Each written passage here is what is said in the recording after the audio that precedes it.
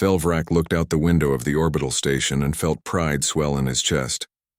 Below him, his homeworld of Velthar Prime gleamed like a blue jewel against the darkness of space. The planet was beautiful, peaceful, and safe. It had been that way for thousands of years. Today was important. The Galactic Council was conducting its final evaluation of humanity's application for membership. Velvrak served as the lead diplomat on the review committee, and he was confident this would be a simple process. Humans seemed nice enough, if a bit strange. The conference room was large and circular, with seats arranged for delegates from different species. Velvrak settled into his chair, his insectoid body clicking softly as he adjusted his position. Across from him sat 3 humans in neat uniforms. Ambassador Yoon Minho was the diplomatic representative. He was a calm man with gray hair and patient eyes. Next to him sat Captain Kang Daiho, a military officer who had barely spoken during the entire week of evaluations. The captain was quiet, always watching, always listening. The third human was Lieutenant Han Suji, a woman with sharp eyes who seemed to notice everything. "Let us begin," Velvrak said, his translator converting his clicks and chirps into standard galactic common. "We have only a few remaining questions before we present our recommendation to the full council." Ambassador Yoon nodded politely. "We're ready to answer anything you need." Velvrak pulled up his datapad and scanned through his notes.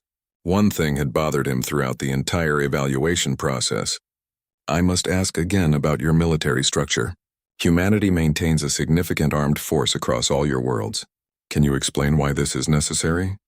The ambassador smiled gently. "We hope we never need it, but our history has taught us to be prepared." "Prepared for what?" Velvrak asked, genuinely confused. "The galaxy has been at peace for over 10,000 years. No species in the Council has waged war in recorded history. Your military seems like a waste of resources." He saw Lieutenant Han's jaw tighten slightly, but she said nothing. Captain Kang remained perfectly still, his face unreadable. "We understand it may seem strange to you," Ambassador Yoon replied, "but humanity has experienced many conflicts in our past. We've learned that peace must be protected." Velvrak made a dismissive gesture with one of his forearms. "That's primitive thinking. War is a relic of undeveloped civilizations. Once you join the Council, you'll see that such things are unnecessary. We've evolved beyond violence." "Perhaps," the ambassador said quietly, but Velvrak noticed he didn't sound convinced. The evaluation continued for another hour. Velvrak asked about human culture, their technology, their government systems. Everything seemed acceptable. Humanity would make a fine addition to the Council, once they learned to abandon their militaristic ways. As the session was coming to an end, Velvrak felt satisfied. He would recommend approval. The Council vote would happen in just a few days, and humanity would officially become the 48th member species. Then the alarms began to scream. Red lights flashed throughout the conference room.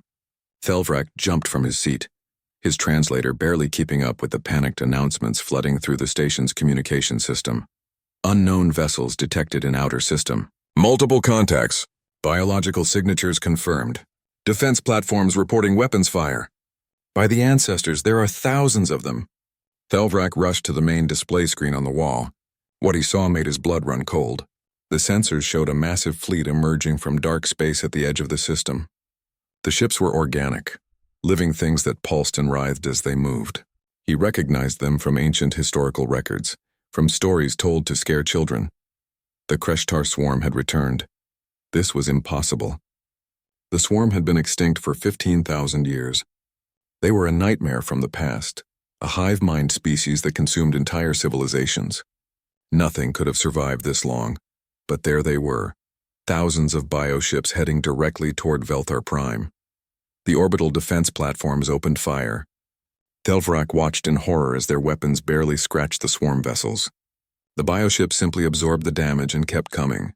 Within minutes, the first platform exploded in a ball of fire. Around him, the other council representatives were panicking. Some were trying to contact their homeworlds, others were frozen in fear. Velvrak himself felt paralyzed. The Council had no real military.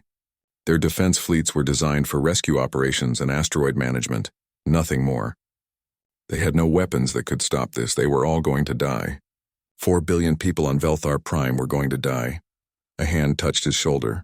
Thelvrak turned to find Captain Kang standing beside him. The human's face was calm, almost eerily so. "Ambassador Yoon," the captain said quietly. "Permission to engage?" The human ambassador looked at his military officer for a long moment, then nodded once. Captain Kang turned to Thelvrak. His voice was steady and cold. "Keep your people off our operational channels." "We'll handle this." "Handle this?" Thelvrak's translator chirped in disbelief. "Captain, there are thousands of them. Your small diplomatic fleet can't possibly—" "Stay off our channels," Kang repeated. Then he touched his communication device. "All human vessels, this is Kang Daeho. Authorization code Delta Whiskey 77. Execute Protocol Guardian. I say again, execute Protocol Guardian. Rules of engagement are weapons free. Safety's off. Show them why we still remember." Thelvrak didn't understand what was happening. The captain's entire demeanor had changed. The quiet, polite officer was gone. In his place stood something different, something ancient and predatory. Lieutenant Han was already moving, speaking rapidly into her own communicator in Korean. The few words Thelvrak's translator caught didn't make sense. "Battle stations. Wake the Marines. Full combat load." Through the window, Thelvrak saw the human ships beginning to move. There were 23 vessels scattered across the system, most of them supposedly simple transport and diplomatic ships. As he watched, they began executing synchronized jumps, appearing and disappearing in flashes of light. When they reappeared, they had formed a line between Velthar Prime and the incoming swarm, a perfect defensive formation. But that wasn't the most frightening part. The human ships were changing. Panels were sliding open along their hulls, revealing weapons that Thelvrak hadn't known were there. The small escort ships that he thought were just for show were unfolding, growing larger, transforming into something that looked designed for war. The diplomatic vessel he was standing on shuddered as massive gun ports opened along its sides. This wasn't a diplomatic ship. It had never been a diplomatic ship. "What?" Thelvrak could barely speak. "What are you?" Captain Kang looked at him with eyes that held no warmth. "We're what you forgot you needed. Now stay out of our way." Another human officer appeared on the communication screen. "Captain, all vessels report ready. Marine companies are coming out of cryosleep. We have 50,000 combat-ready troops aboard the cargo vessels. Fleet formation is complete." "Good," Captain Kang said. "Thelvrak, as the ranking council representative present, you're required to observe. You'll stay on this bridge. Lieutenant Han, secure our guest." Before Thelvrak could protest, he was being strapped into a safety harness by Lieutenant Han. Her hands were steady, efficient. She'd done this many times before. "I don't understand," he said to her. "How did you hide all of this?" "We inspected your vessels." She looked at him with something that might have been pity. "You inspected what we showed you. You saw what you expected to see. No offense, but your species hasn't had to think about deception in 10,000 years." The bridge around them was transforming. Lighting shifted to red. Crew members who had seemed like simple technicians and administrators were now moving with military precision, strapping on combat armor, checking weapons. Every single person knew exactly what to do. Captain Kang stood at the center of it all, speaking calmly into his communicator. "All ships acknowledge. We hold this line. Not one of them reaches the planet. Not one, understood?" 23 voices responded in unison. "Understood, sir." Thelvrak watched the sensor display as the swarm drew closer. 4,000 bioships against 23 human vessels. The mathematics were impossible. This was suicide, but the humans didn't retreat. They didn't even seem afraid. Captain Kang gave one final order, his voice carrying the weight of something Thelvrak couldn't name. "Humanity has always stood between the darkness and those who couldn't fight. Today is no different. All ships weapons free. Make them remember why we survived." The first swarm bioship entered weapons range and hell came with it. The first human weapon that fired made Thelvrak's entire body shake with its power. The ship beneath his feet rumbled like a living thing as massive railguns launched projectiles at a significant fraction of light speed. The rounds tore through 3 swarm bioships in a single line, punching holes straight through their organic hulls. But the swarm didn't stop. They adapted almost immediately, their ships thickening their armor, spreading out to prevent single shots from hitting multiple targets. More than 4,000 bioships kept coming, and now they were returning fire. Streams of biological acid sprayed across the void, hitting the human defensive line. Thelvrak watched in horror as the acid began eating through the hull of one of the human destroyers. The metal glowed and bubbled. Surely the ship would fall back for repairs. Instead, the destroyer kept firing. A voice came through the communication channel, calm despite the damage. "This is Commander Park Ji-won. Hull breach on decks 4 through 6. Sealing sections. We're still operational." Captain Kang's response was immediate. "Acknowledged, Commander Park. Maintain position." "Yes, sir." Thelvrak couldn't believe what he was hearing. That ship was being eaten alive by acid, and they were just going to keep fighting? This was insane. More swarm bioships entered range, and the human fleet opened up with everything they had. Missiles streaked through space, each one tracking its target with impossible precision. Laser arrays carved through organic armor. Plasma cannons turned bioships into expanding clouds of superheated gas. The humans fought with a coordination that Thelvrak had never seen before. They moved like parts of a single organism, covering each other's blind spots, rotating damaged ships to the rear while fresh vessels took point. It was beautiful and terrifying at the same time. "Captain," Lieutenant Han called out, "swarm biocruisers are breaking off from the main formation. They're trying to flank us from the north." Captain Kang studied the tactical display for exactly 2 seconds. "Detach Strike Group Beta. Commander Lee, take your destroyers and intercept. Don't let them get past you." "Understood, sir. Strike Group Beta, on me." 5 human ships peeled away from the main formation, accelerating toward the flanking swarm vessels. Thelvrak wanted to scream at them. They were dividing their forces against an enemy that already outnumbered them catastrophically. Every military simulation he'd ever studied said this was wrong, but the humans didn't care about simulations. They cared about results. Strike Group Beta hit the flanking swarm ships with focused fury. The destroyers worked in perfect synchronization, their weapons creating overlapping fields of fire that nothing could survive. Bioships exploded one after another, their organic hulls unable to withstand the concentrated firepower. Back at the main line, the battle was becoming more desperate. The swarm had learned that human ships had weak points where their armor was thinner. They began targeting those spots specifically, and it was working. Damage reports flooded through the communication channels. "Hull breach on the Defiant. Decks 7 and 8 are exposed to vacuum. Valkyrie has lost primary weapons." Switching to secondary arrays. "This is the Thunderchild. We've got swarm boarding pods attached to our hull." That last report made Thelvrak's blood freeze. Boarding pods meant the swarm creatures were coming inside the human ships. Those things were nightmares made flesh, designed by evolution to kill and consume. But Captain Kang's response was calm. "Thunderchild, seal your bridge and engineering. Security teams deal with the boarders. Major Choi, your Marines are cleared to deploy." Finally, a woman's voice responded, and Thelvrak could hear the grim satisfaction in it. "Marines, you know what to do. Let's give these bugs something to think about." Through the chaos of the bridge, Thelvrak caught glimpses of video feeds from inside the human ships. What he saw would haunt him forever. The swarm creatures were exactly as terrifying as the ancient records described. They were insectoid horrors, all claws and teeth and acid-dripping mandibles. Each one was the size of a large human, and they moved with frightening speed. But the human Marines met them without fear. Major Choi Yunji led from the front, her powered armor making her look like a giant metal warrior. She carried a weapon that fired explosive rounds, and each shot turned a swarm creature into chunks of flesh and chitin. Behind her, dozens of Marines fought in tight formation, covering each other, working together like a machine made of flesh and will. One Marine's weapon jammed. Without hesitation, he drew a knife that looked more like a short sword and charged the nearest swarm creature. The alien tried to impale him with its claws, but the Marine dodged, got inside its reach, and drove the blade up through what passed for its chin. The creature died, and the Marine was already moving to the next one. This wasn't fighting. This was something primal, something that came from deep in humanity's violent past, and it was working. "Bridge, this is Major Choi.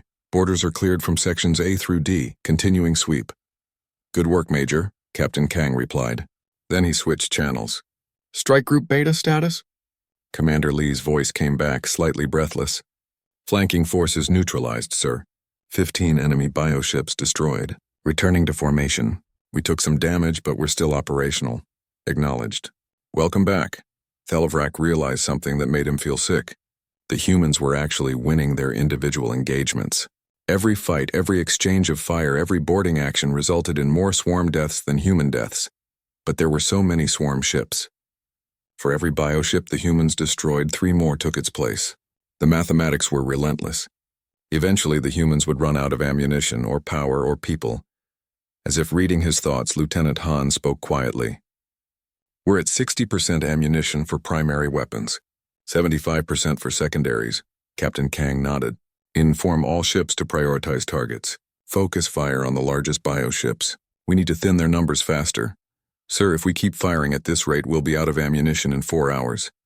Then we'll make those 4 hours count. The battle raged on. Thelvrak lost track of time. The display screens showed an endless stream of swarm bioships and the human defensive line that refused to break.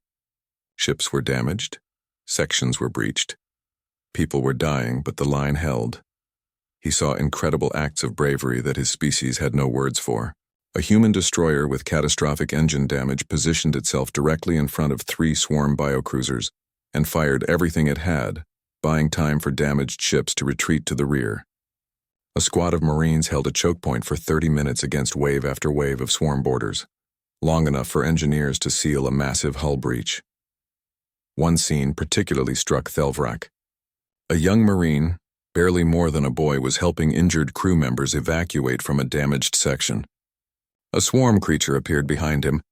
He could have run, saved himself. Instead, he pushed the injured people ahead and turned to face the creature alone, buying them time to escape. Other Marines arrived seconds later and killed the creature, but the young man had been willing to die for strangers.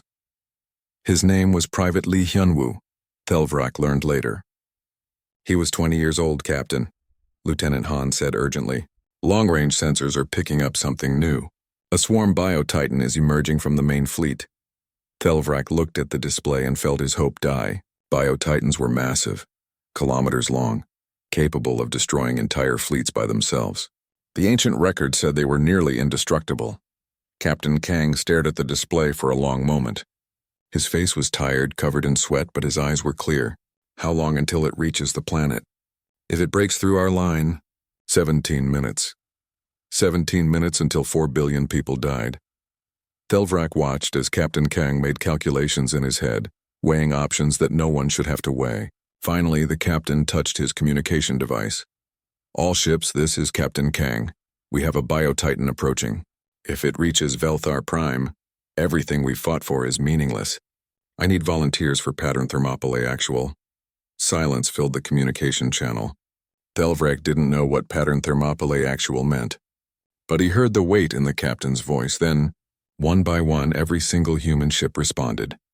Indomitable. We volunteer. Valkyrie volunteers. Thunderchild is ready, sir. All 23 ships.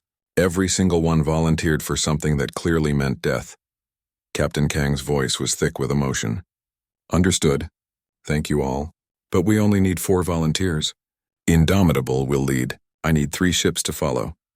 Lieutenant Han was already working at her station. She was plotting something on the navigation computer. And when Thelvrak saw what it was, he finally understood. They were going to ram the Bio-Titan. 4 ships would sacrifice themselves to destroy it, and Captain Kang was going to lead them personally. Thelvrak finally found his voice. It came out as a screech that his translator could barely process. You can't do this. This is suicide. There must be another way. Captain Kang turned to look at him. The human's eyes were calm, almost peaceful. There is no other way. That thing will reach the planet. 4 billion of your people will die. We can stop it, so we will. But you'll die! All of you. Yes, the captain said simply, we will. But they'll live. Lieutenant Han continued plotting the intercept course without hesitation. Her hands were steady as she worked, showing no fear. Around the bridge, the crew prepared for impact. No one argued. No one tried to convince the captain to change his mind. They just accepted it. This was madness. This was wrong. Species didn't just throw away their lives like this. Survival was the first rule of nature, written into every living thing's genetic code. But as Thelvrak looked at the humans around him, he realized they were operating on a different code entirely. Something that went beyond personal survival. They had decided that some things were worth dying for, and they meant it. Indomitable to fleet, Captain Kang announced. Destroyers Defiant, Valkyrie, and Thunderchild will join me on the ramming run. All other ships continue engaging the main swarm force. Keep them away from the planet. Commander Park, you have tactical command of the remaining fleet. Understood, sir. Commander Park's voice was tight with emotion. It's been an honor serving with you, Captain. The honor was mine. Kang out! The bridge fell silent except for the quiet beeping of instruments and the distant thuds of weapons fire. Thelvrak watched as Lieutenant Han finished the calculations and transferred them to the 3 volunteer destroyers. Sir, intercept course is plotted and uploaded, she reported. Time to impact, 4 minutes 30 seconds. Thank you, Lieutenant. Captain Kang pressed several buttons on his console. All hands, this is the captain. Brace for impact. It's been a privilege to serve with all of you. Thelvrak felt the ship's engines surge to maximum power. Through the window, he could see the 3 destroyers breaking formation and moving into position alongside the Indomitable. The Bio-Titan was visible now, a massive organic monstrosity that pulsed with sickly bioluminescence. Captain, please, Thelvrak begged. There has to be another option. We can evacuate the planet, 4 billion people in 17 minutes? Lieutenant Han interrupted quietly. There aren't enough ships in the entire sector. You know that, she was right. Thelvrak did know that, but accepting it meant accepting that these humans were about to die because of his people's weakness, because the Council had forgotten how to fight, because they'd never learned what humanity knew in their bones. Some things were worth dying for. The 4 human ships accelerated toward the Bio-Titan. The massive creature seemed to sense the threat and began firing bioplasma at them. Streams of superheated organic matter streaked through space. One blast caught the destroyer Defiant directly, and Thelvrak watched in horror as the ship's front section melted away. But the Defiant kept coming. Even as fire consumed its forward decks, even as crew members died in that inferno, the ship maintained course. The captain's last transmission was calm. Defiant will complete the mission. All power to engines. The Bio-Titan tried to maneuver, but it was too large, too slow. The 4 human ships were smaller, faster, more maneuverable. They adjusted their courses to match every movement the creature made. Impact in 60 seconds, Lieutenant Han announced. She reached over and touched Captain Kang's shoulder briefly. Sir, it's been the greatest honor of my life. Captain Kang smiled at her. Same here, Lieutenant. Take care of yourself in the next life. Thelvrak realized he was crying. His species didn't cry often, but the translator fluid leaking from his eyes was definitely tears. He was about to watch people die. Good people, brave people, people who were sacrificing themselves for strangers they'd never met. 40 seconds to impact. The other human ships in the fleet had stopped firing at the main swarm force. They were all watching, bearing witness to this final act. The communication channels were silent except for the sound of breathing. 20 seconds. The Bio-Titan fired one last desperate blast. It hit the Valkyrie, shearing off the entire port side of the ship. Atmosphere vented into space in a frozen cloud.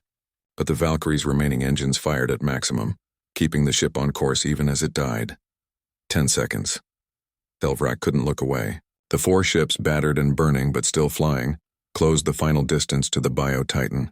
Captain Kang stood at his station, back straight, face peaceful. 5 seconds, 4, 3, 2. At the last possible moment, something impossible happened. A massive barrage of missiles came from nowhere, slamming into the Bio-Titan from the side. The creature's attention shifted, its defensive systems targeting the new threat. In that split second of distraction, 3 more human destroyers appeared from behind a small moon, firing everything they had. It was Strike Group Beta, led by Commander Lee. They'd circled around at maximum speed, burning their engines beyond safety limits, timing their arrival for exactly this moment. The Bio-Titan, caught between 2 attack forces, couldn't defend against both. The distraction was all the ramming ships needed.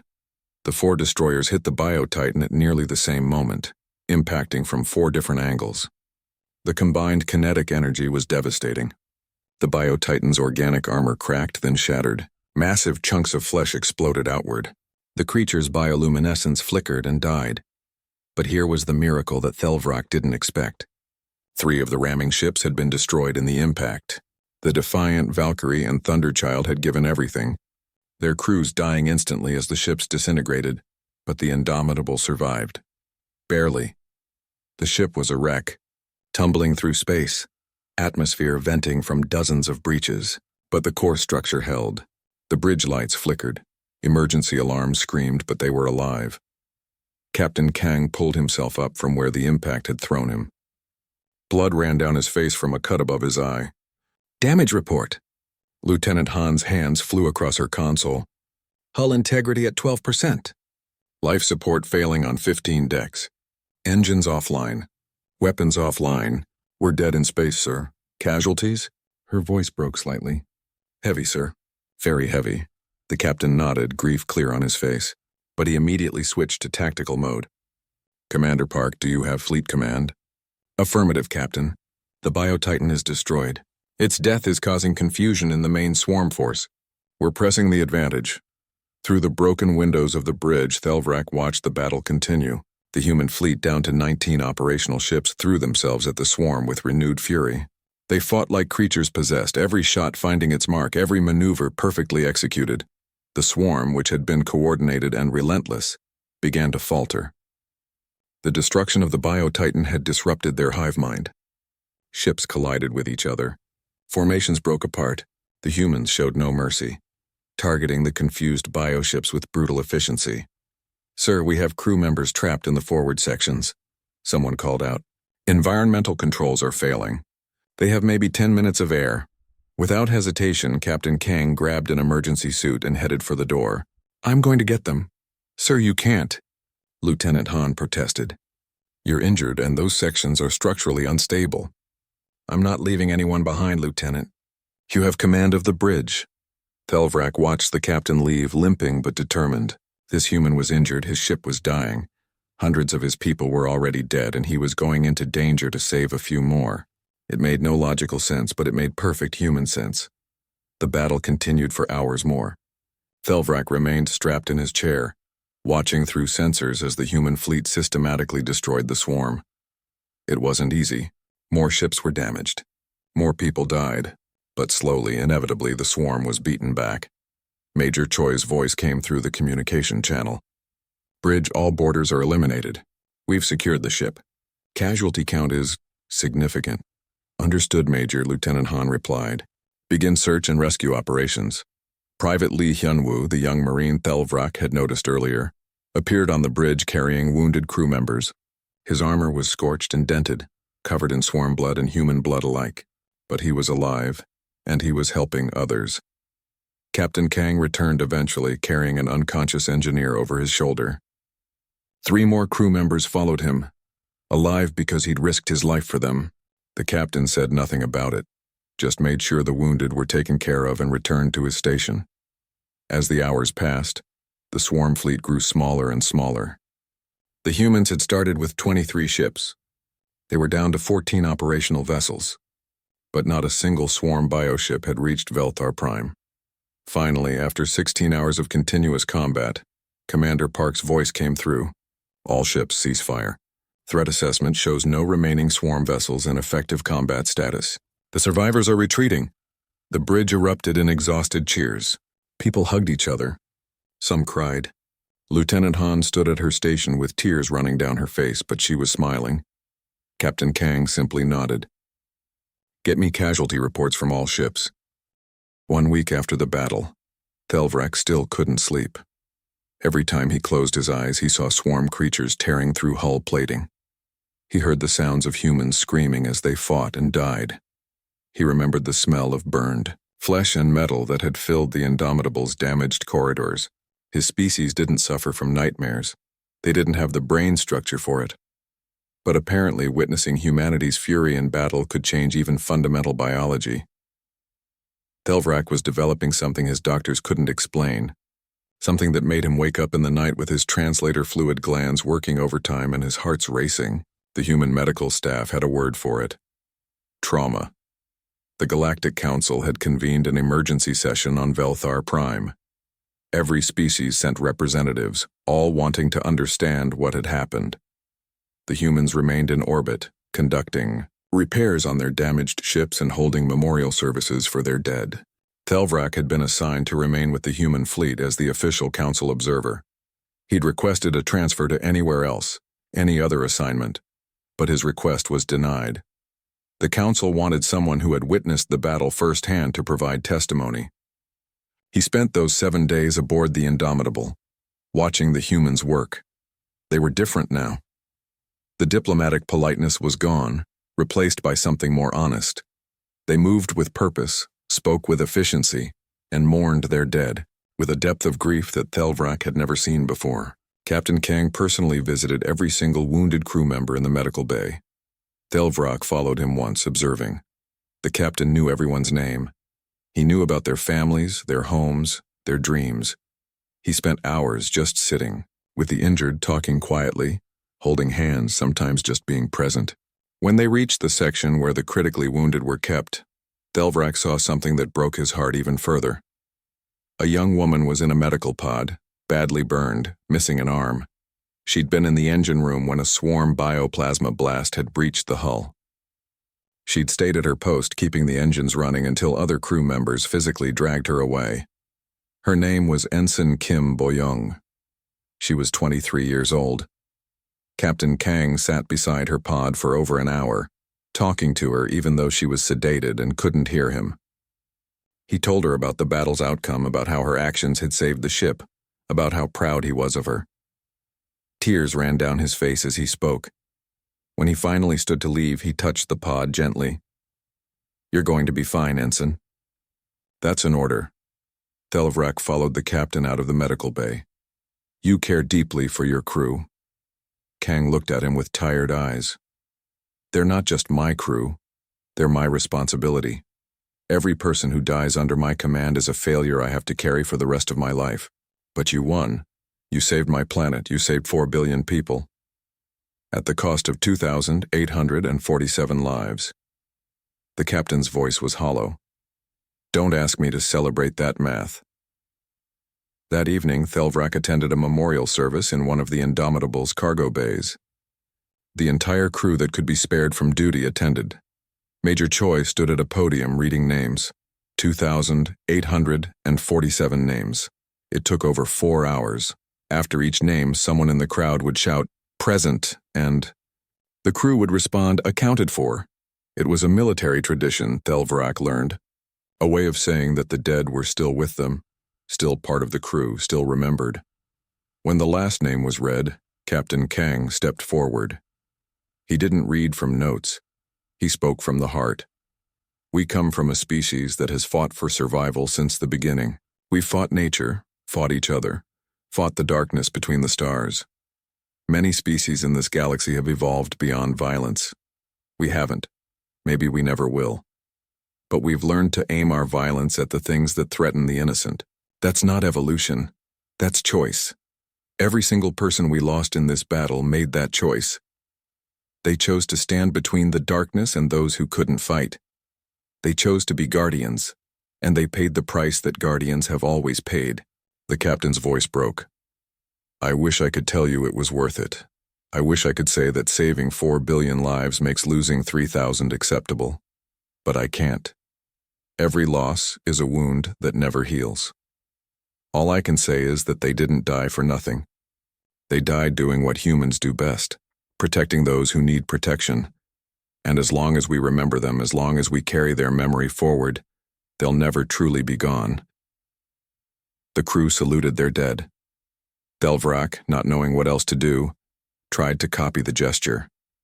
It felt inadequate.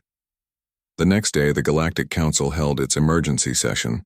Thelvrak was required to testify. He stood before representatives from 47 species and described what he'd witnessed. He showed them tactical recordings of the battle. He played audio of the human communications during combat. The council chamber was silent as they watched humanity fight. Some representatives looked impressed, others looked terrified, a few looked sick. When the recordings finished, the questions began. High Counselor Reshnok, the leader of the council, spoke first.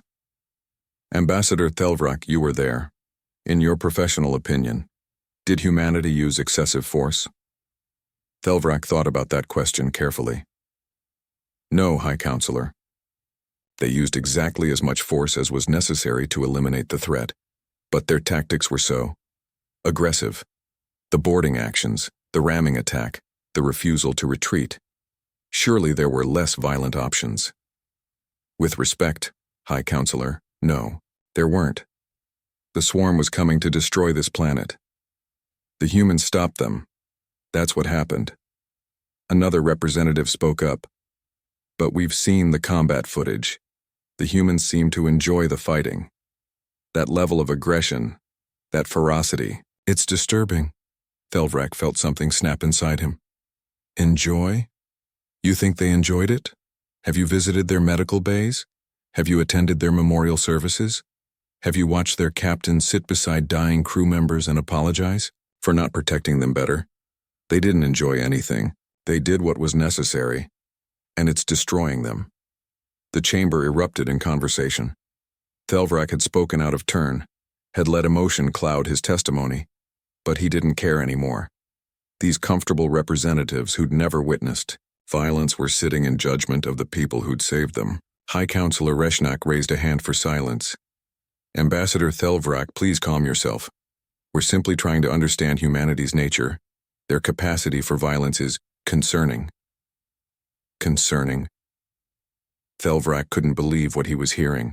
They saved us. My entire planet would be dead right now if not for them. Yes, and we're grateful. But we must consider the future. Today they use their violence to protect us. Tomorrow, what if they decide to use it against us? What if humanity becomes a threat to the Council? That was the question everyone was dancing around. The real fear underneath all the diplomatic language. Humanity had shown what they could do. Now the Council was afraid. Ambassador Yoon had been sitting quietly in the human delegation area, but now he stood. May I address the Council? You may, Ambassador. Yoon walked to the center of the chamber. He looked tired, older than he had just a week ago. High Counselor, you've asked what happens if humanity turns our fury against the Council. That's a fair question, so I'll give you an honest answer. The entire chamber leaned forward. If humanity ever decides to attack the Galactic Council, you'll already have given us a reason to. We don't start fights. We finish them. Our entire history supports this. We've fought thousands of wars, and almost all of them began with someone attacking us or someone we'd promised to protect. We're not conquerors. We're defenders. Sometimes we're too good at it, and that scares people. I understand that. But understand this in return. The same nature that makes us dangerous is the nature that drove us to defend a planet full of strangers. You can't separate one from the other. High Counselor Reshinak considered this. And if we decide that humanity is too dangerous to be part of the Council? What then? Ambassador Yoon's expression didn't change. Then we'll be disappointed, but we won't attack you. We'll simply leave, return to our own space, and hope you never face another threat like the Swarm. Because next time, we might not be here to help. The silence that followed was heavy. Every representative in the chamber understood the implication. Humanity had saved them once. Reject them now, and humanity would have no obligation to do it again. Lieutenant Han Suji stepped forward to stand beside Ambassador Yoon. Thelvrak had learned more about her in the past week. She'd lost her parents and younger sister 20 years ago when a colony transport had suffered a catastrophic failure. The entire crew had died trying to save the passengers, but there hadn't been enough escape pods. She'd joined the military the day after the funeral. I want to add something, she said. You're all afraid of what we might do with our capacity for violence. That's understandable. We're afraid of it too. Every day, every moment, we choose not to be the monsters we could be. That choice is exhausting. It's painful. But we make it anyway, because we've seen what happens when people give in to violence. We've lived through it. We've nearly destroyed ourselves with it, so yes, we know how to fight, yes, we're good at it. 3 months had passed since the battle. 3 months since Thelvrak had watched humanity save his world. 3 months since his life had changed forever. The Galactic Council had assigned him as humanity's official liaison. He was to travel to Earth and help establish permanent diplomatic relations. When he'd first received the assignment, he'd begged for a different posting. Anywhere else. Any other species, his request was denied. The Council believed his fear of humanity would keep him honest in his reports. They wanted someone who would never forget what humans were capable of. So now Thelvrak found himself on a shuttle descending through Earth's atmosphere, heading toward the human homeworld. He'd expected a fortress planet covered in weapons and military installations. What he saw through the window made him question everything again. Earth was beautiful, Blue oceans, green continents, white clouds swirling in patterns that looked almost artistic. The lights of cities sparkled across the night side of the planet. As the shuttle descended toward the landing pad, Thelvrak saw parks, gardens, and children playing in open spaces. This was the homeworld of humanity.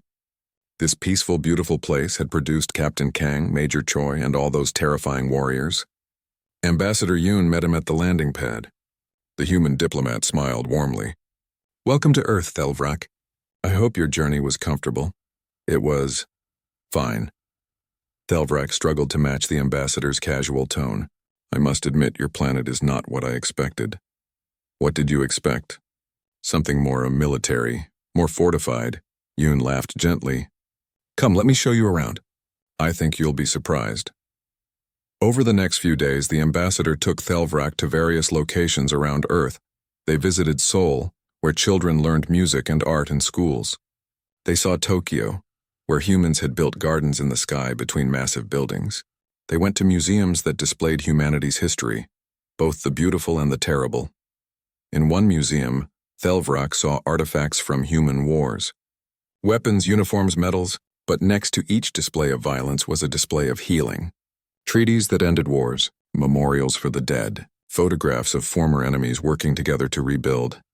"We don't hide our violent past," Ambassador Yoon explained. "We study it. We remember it. We teach our children about it so they understand the cost of violence and the value of peace. But you still maintain your military. You still train soldiers. Because we know that peace is not the natural state of the universe. It's something that must be protected. We hope we never need our military again, but hope is not a strategy." That evening, Thelvrak was introduced to Dr. Bae Yuna, a human psychologist who specialized in interspecies trauma. She was a gentle woman with kind eyes who immediately made him feel comfortable. "Ambassador, Yoon tells me you're having trouble sleeping," she said over tea in her office. Thelvrak was embarrassed to admit it. "My species doesn't usually experience nightmares, but since the battle, what you experienced was extremely traumatic. Your mind is trying to process something it wasn't evolved to handle. That's completely normal. How do your soldiers handle it? They seem so calm, so controlled, but they must feel something." Dr. Bae's expression grew sad. "Oh, they feel everything. Many of them suffer from what we call post-traumatic stress. Some have nightmares for years. Others can't stand sudden loud noises.